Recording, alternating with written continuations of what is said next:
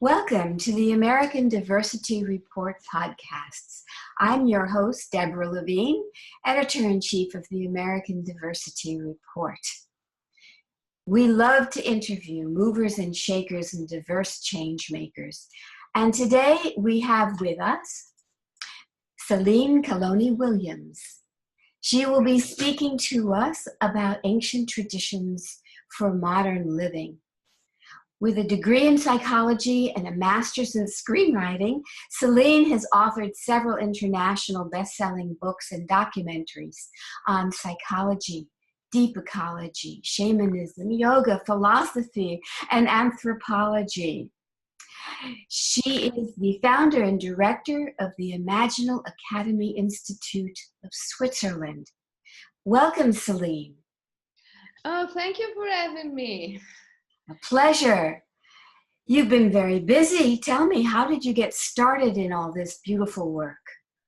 Oh, after many years of shamanic yoga practice, being a psychologist and having received a lot of benefits from the practice of shamanic yoga, I decided to start using the healing practices and the spiritual exercises known in the Mala Mantra tradition, which is the core of shamanic yoga, with my patients. And I immediately received a positive feedback. And so I decided to found a school of shamanic yoga in Switzerland. The school is for anyone. And from the beginning, among the students, there have been many psychologists, counselors, life coaches, and many yoga teachers. These teachers and therapists helped to spread shamanic yoga all over Europe. And now we have hundreds of students in the school doing courses, most of which are online, and so can be attending remotely. We offer only a retreat that must be attended personally. We host this retreat in many places of the world, and from this current year, we host it also in the US. And I'll be in the US in October, in California, in San Jose. I will do a seminar at the SAND, the Science and Non-Duality Conference. And then in November, I will be in Seattle for another retreat. And yes.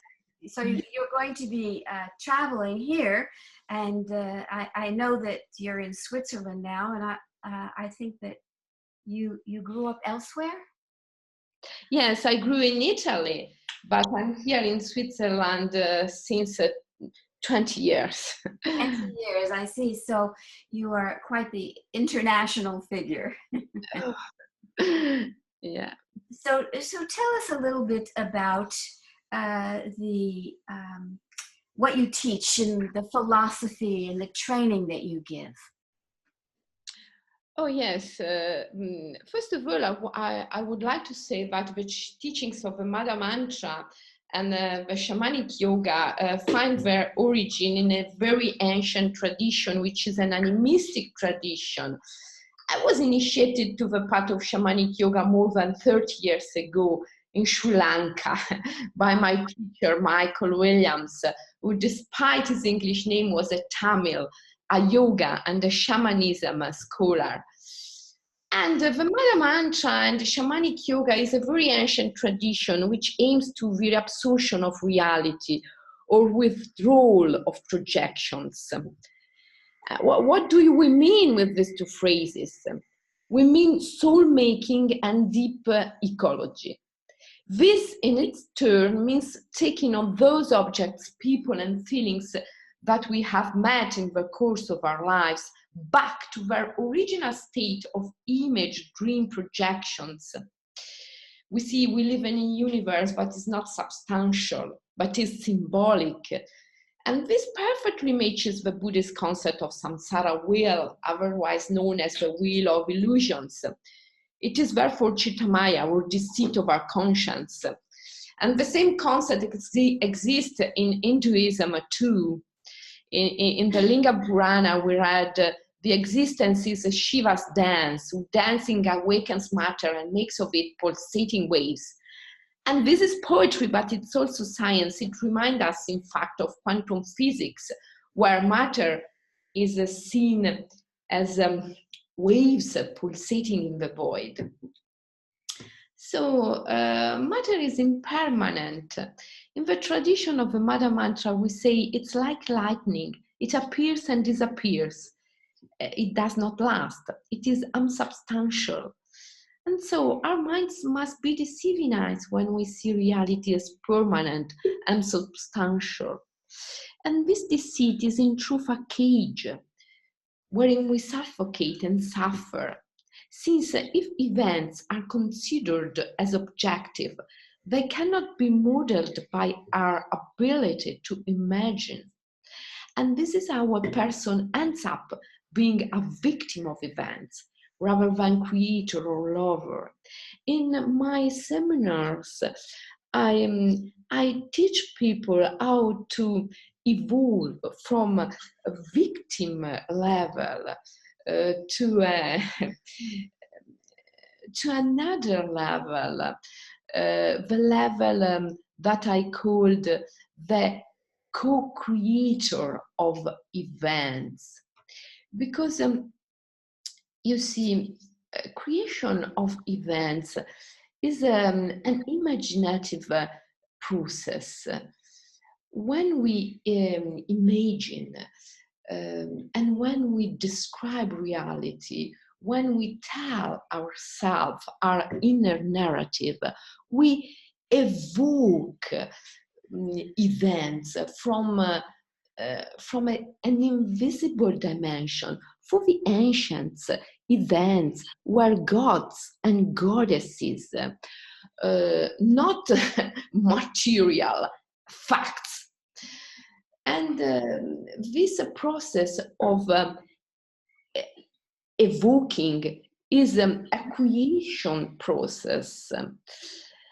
And being the co-creator of the events with the gods, with the invisibility, is a very good way of being, and helps people to release anxiety, fear, phobias, because you see, until you are a victim, of course you feel phobias and fears, but from the moment you start, be aware of your power to create and evoke and create events, so fear disappears.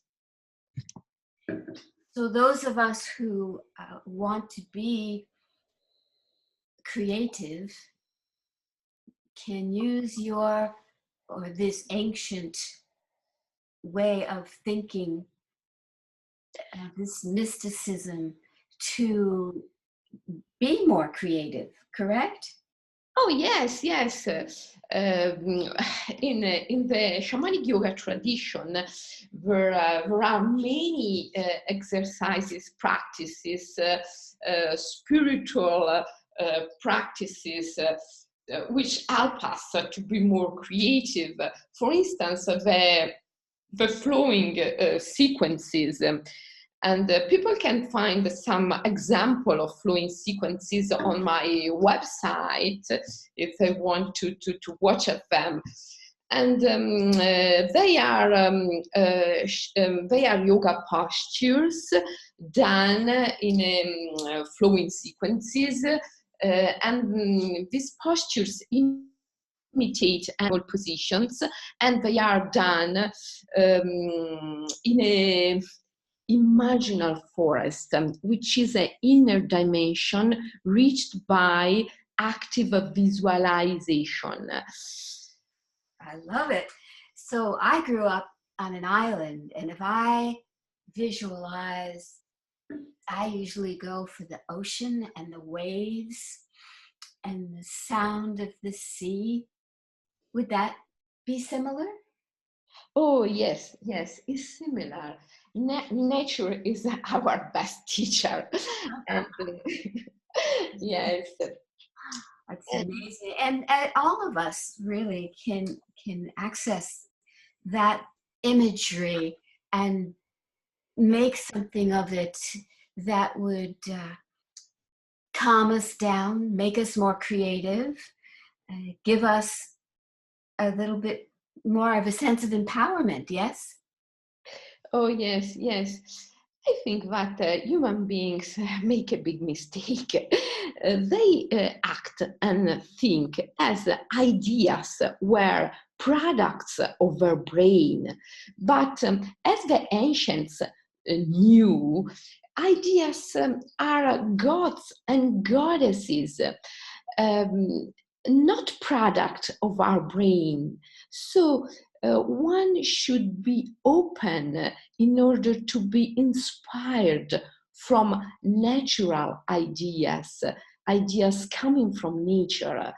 If you stay in touch only with social thoughts and social ideas, of course you suffer and you feel fear and phobias because social thoughts and idea don't have the objective of awaken you and make you fulfilled.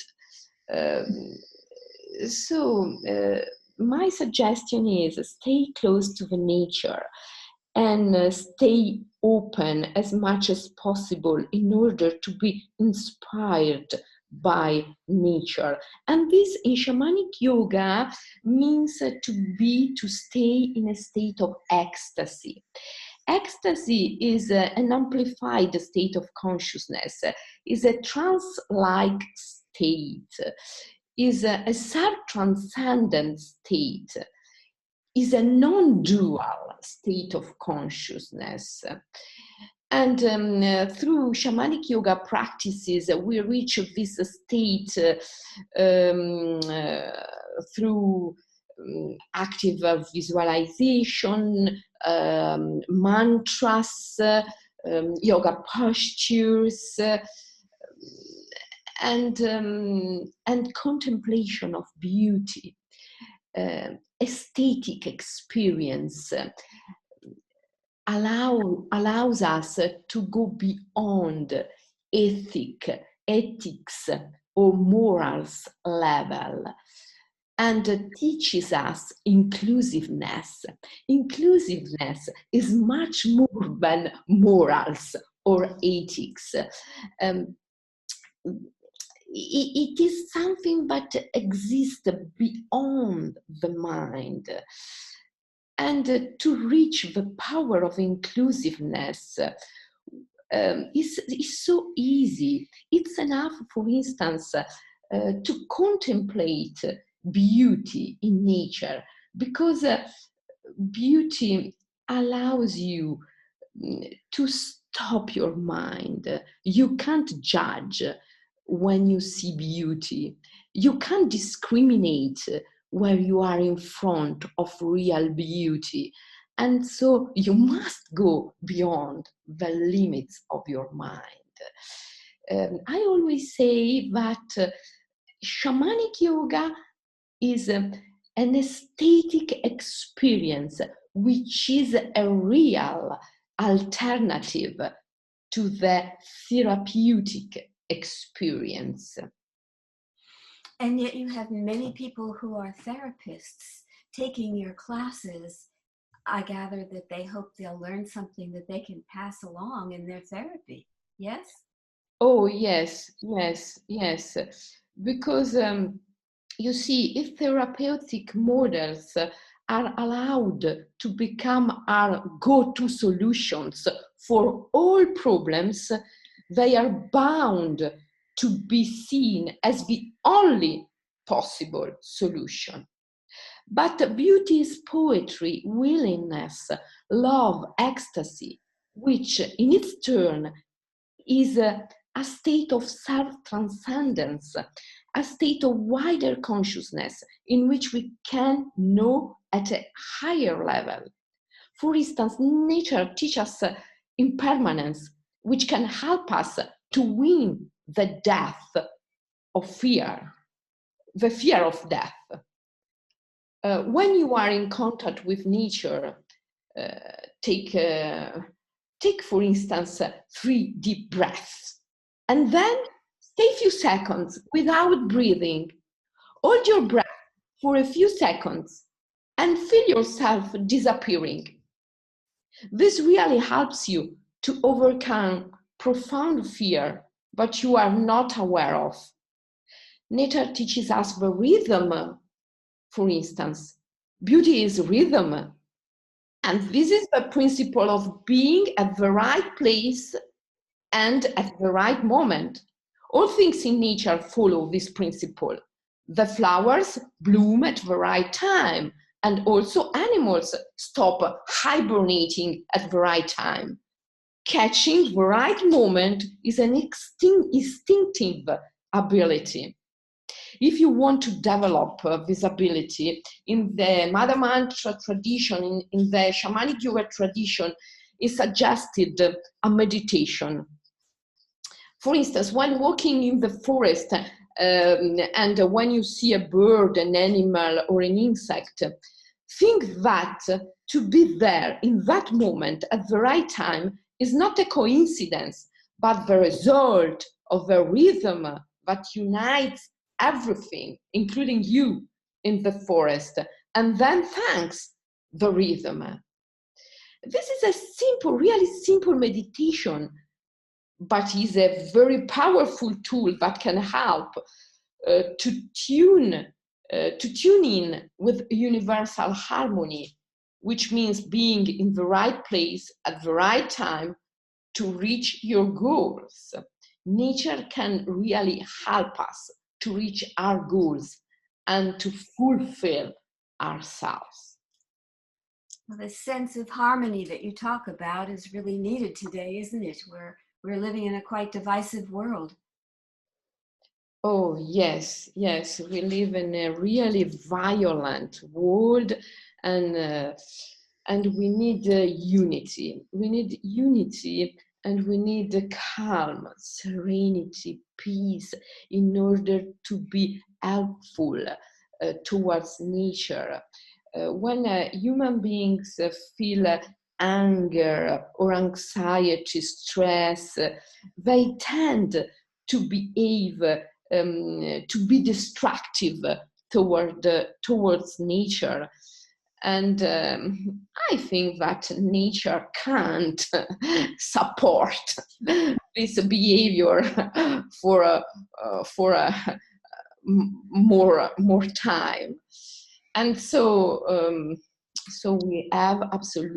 we must absolutely to change the deep symbols and deep myth upon which our behavior and our psyche is built, in order to be more helpful toward nature. We need to change our economics models.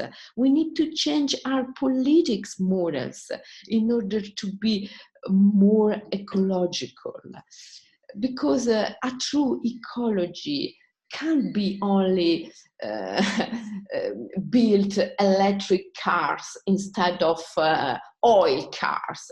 Yes, this is helpful, but it is not enough. We have to do something more deep.